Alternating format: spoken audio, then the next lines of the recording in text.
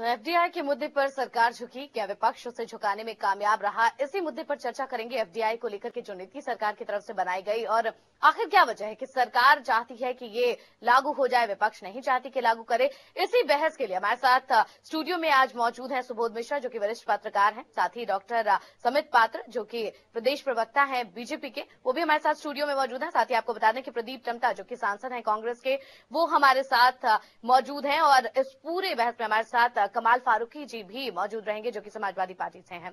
तो बहस की शुरुआत इसी बात से करते हैं कि अगर सरकार को इस पूरे मसले पर झुकना ही था तो आखिर शुरुआत के दिन बर्बाद ही क्यों किए गए? सबसे पहले आपके पास आना चाहूंगी सुबोध मिश्रा जी। बिल्कुल, समित पात्र जी हमारे साथ हैं, प्रदेश प्रवक्ता हैं बीजेपी के। आप इस पर कुछ कहना चाहेंगे, जो बात अभी फारूकी जी ने कही उस पर? देखिए, पहला तो विषय यह है कि मैं भारतीय जनता पार्टी को इस विषय में मुबारकबाद देना चाहूंगा कि आखिरकार उन्होंने सत्य को स्थापित करके दिखाया। दूसरा विषय बड़ा विडंबना का विषय है कि इतनी सारी पार्टियां एक साथ सड़क पर उतरी थी भारत बंद में, इन सबने एक साथ कंधे पे कंधे मिला के आगे बढ़े थे। मगर आज ऐसा लग रहा है कि जब वोटिंग का मामला आएगा तो रहस्य का क्या खुलासा होगा ये आखिरी समय पे ही मालूम पड़ेगा। तो देश देख रहा है, जनता देख रही है और निर्णय जनता अंततः लेगी।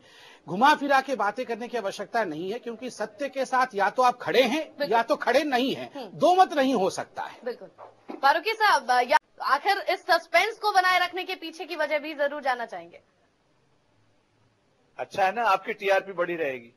नहीं, ये गलत है फारूकी साहब। एक मित्र के नाते मैं कहना चाहूंगा, जहां भी सच के साथ आंख मिचौली खेली जाए और जहां लोकतंत्र में मैनेजमेंट जैसे शब्द का प्रयोग किया जाए, वह लोकतंत्र के लिए विषैला साबित होता है।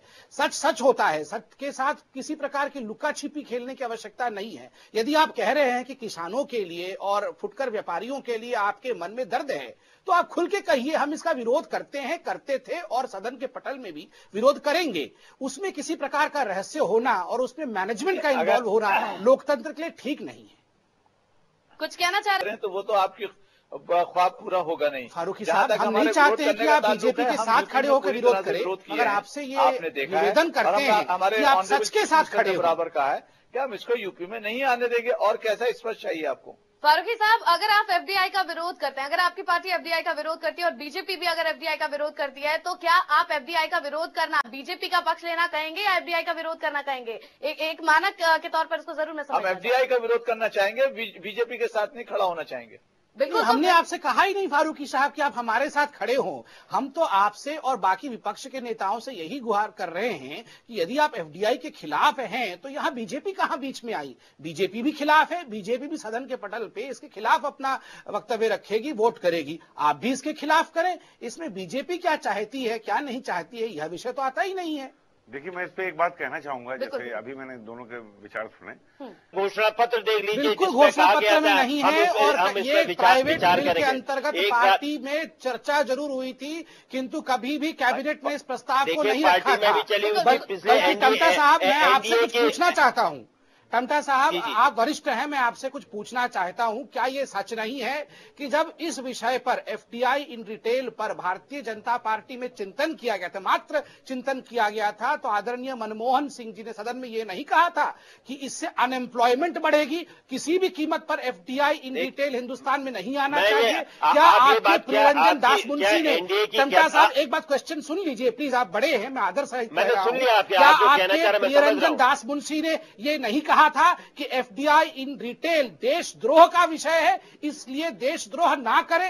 क्या ये सच नहीं है? और इस सब के होने के बाद क्या एलके आडवाणी जी ने सदन को आश्वासित नहीं किया था कि नहीं, कदाचित एफडीआई नहीं आएगा? आज देशद्रोह देश प्रेम क्यों बन गया है? देखिए, आपने अपनी बात की, आप मुझे कहने, क्या ये बात सच नहीं कि एनडीए ने एफडीआई मल्टी ब्रांड में एफडीआई लाने का प्रस्ताव कैबिनेट में आया था? यह अलग बात है कि बिल्कुल नहीं आया था। ये बात जरूर सच है कि पार्टी के अंदर बिल्कुल आप झूठ बोल रहे हैं। दुनिया को मालूम है कि एनडीए ने मंजूरी पर विचार किया था, अंत में ये ले नहीं पाए।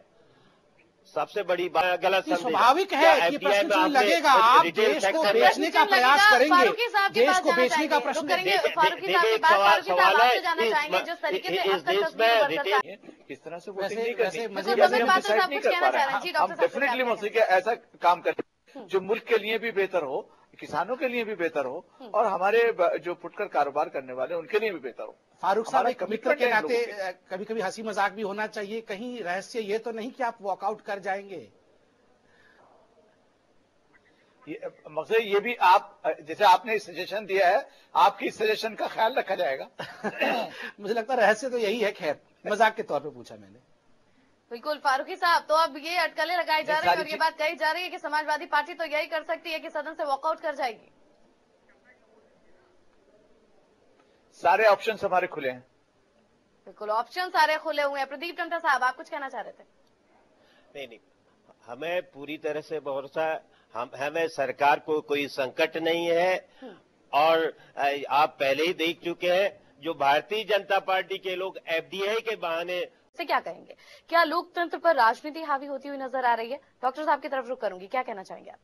बिल्कुल ठीक कह रहे हैं। कहीं ना कहीं मुझे देखने को मिल रहा है कि लोकतंत्र पे राजनीति हावी हो रही है, क्योंकि हमें याद होगा कि कुछ दिनों पहले प्रोफेसर साहब, जादवपुर यूनिवर्सिटी के प्रोफेसर महापात्र को अरेस्ट किया गया था क्योंकि उन्होंने कुछ कार्टून बनाए थे जिसे ममता बनर्जी पसंद नहीं करती थी। ठीक उसी तरजीह पर चलकर कुछ दिन पूर्व, अक्टूबर 10 को मेरे ख्याल से, इसी वर्ष अक्टूबर 10 को चिदम्बरम साहब के बेटे कार्तिक के खिलाफ एक बिजनेसमैन ने ट्वीट किया था, तो उस बिजनेसमैन को भी गिरफ्तार किया गया था। अब इन दोनों हमारी बहनों को भी गिरफ्तार किया गया। तो ऐसा लगता है मानो अभिव्यक्ति की आजादी जो है एक तरह से इमरजेंसी के दौर में जिस प्रकार समाप्त किया गया था, वही दौर पुनः वापस आ रहा है। बिल्कुल, असीम त्रिवेदी को भी नहीं भूला जा सकता। उन्होंने भी जिस तरीके से कार्टून बनाए थे उसको लेकर के भी भारी विवाद हुआ था।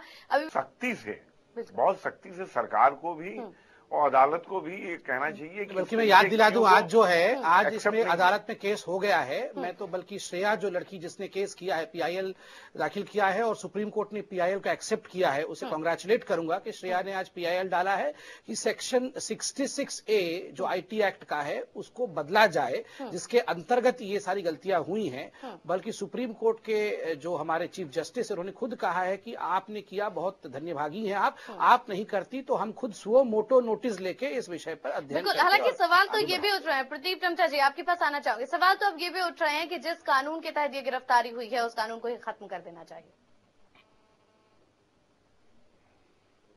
हेलो, लगता है हमारी आवाज उन तक नहीं पहुंच रही है। रुक करेंगे न्यूज रूम। रहमतुल्लाह जी हमारे साथ, हमारे न्यूज की तमाम जल्दी में इस तरीके की कार्रवाई की गई उन लड़कियों के। तो इसमें दो विषय हैं। पहला विषय यह है कि बाला साहेब न केवल महाराष्ट्र के बल्कि पूरे देश के एक बहुत बड़े व्यक्तित्व रहे और वो महाराष्ट्र के गौरव रहे। तो स्वाभाविक रूप से यदि उनके विषय में कुछ भी टिप्पणी कोई भी करे तो हो सकता है कि वहां के शिव सैनिक अवश्य आहत महसूस करेंगे और कंप्लेंट करेंगे।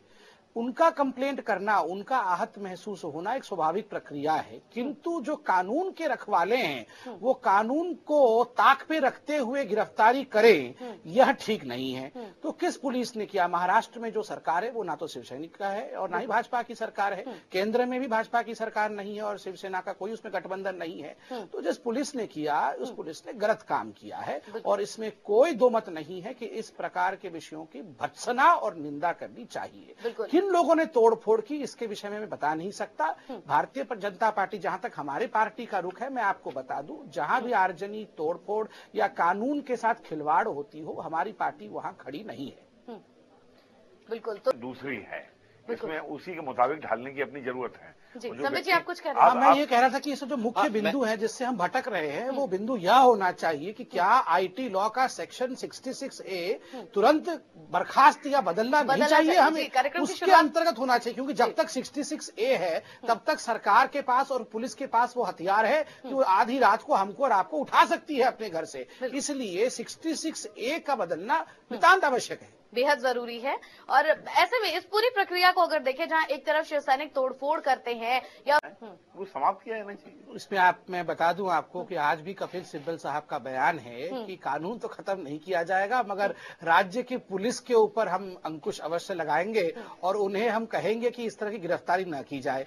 मेरा तो कपिल सिब्बल साहब से सीधा सीधा यह प्रश्न है कि इस प्रकार के ड्रैकोनियन लॉ को वो खत्म क्यों नहीं करना चाहते, जब भारतीय जनता पार्टी ने इसके लिए समर्थन दिया है कि वो खत्म करे। और माननीय आडवाणी जी ने स्वयं मंच पर से कहा था, जब असीम त्रिवेदी जी गिरफ्तार हुए थे, तो आडवाणी जी ने कहा था कि इमरजेंसी की तरफ बढ़ रहे हैं और कानून में तब्दील होना चाहिए। तो फिर कपिल सिब्बल जी पीछे क्यों हट रहे हैं, क्यों कानून में तब्दीली नहीं ला रहे हैं? सुबोध जी, क्या सरकार अपने पास ऐसा एक शिकंजा नहीं रखना चाहती जिसपे वो दूसरों को पकड़ सके और अपने मन के मुताबिक काम कर सके? क्या ये सच नहीं है? सुबोध जी, हालांकि ये बहुत हास्यास्पद बात है, लेकिन जरूर इस बात का जिक्र किया गया और ये कहा गया कि हालात को उस वक्त काबू में करना बेहद जरूरी था और यही वजह थी कि उन लड़कियों की गिरफ्तारी करवाई गई, वरना शिव सैनिकों की तरफ से और भी अलग कदम उठाए की ओर हम लोग बढ़ रहे हैं। एक सवाल पर आप सभी की प्रतिक्रिया चाहूंगी एक एक करके। सवाल ये कि क्या उस कानून को खत्म नहीं कर देना चाहिए जिसके तहत ये गिरफ्तारी हुई थी? सबसे पहले आपसे शुरू करना चाहेंगे डॉक्टर साहब। मैंने तो कहा कि सेक्शन 66A जो आईटी एक्ट के अंतर्गत आता है उसे समाप्त करना चाहिए और हमारे कहने से ही क्या, आज तो बहुत ही अच्छा दिन है कि सुप्रीम कोर्ट ने इसको पीआईएल के अंतर्गत अपने में लिया है और सुप्रीम कोर्ट यथाशीघ्र ही इस पर सुनवाई करके इसे खारिज ही करेगी, मुझे ऐसा लग रहा है, और एक नया दिन दिखने को मिलेगा। बिल्कुल। सुबोध मिश्रा जी, आपकी प्रतिक्रिया? निश्चित रूप से मैं भी सहमत हूँ कि खाली यही हर किसी को ये कहना है कि अभिव्यक्ति की आजादी अगर उसे दी गई और लोकतंत्र अगर उसे ये आजादी देता है तो लोकतंत्र पर राजनीति हावी नहीं होनी चाहिए। आप सभी मेहमानों का बहुत बहुत शुक्रिया, स्टूडियो में जो हमारे साथ मौजूद थे, और हमारे साथ प्रदीप टमटा जी जुड़े थे न्यूज रूम से, हमारे साथ जुड़े हुए थे रहमतुल्लाह जी, बहुत बहुत शुक्रिया आपका भी। डॉक्टर समित पात्र, आपका भी बहुत बहुत शुक्रिया, और सुबोध मिश्रा जी, आपका भी बहुत बहुत शुक्रिया। तो कार्यक्रम में फिलहाल इतना ही, लेकिन कुछ और खबरों के लिए आप बने रहिए चैनल वन न्यूज के साथ। नमस्कार।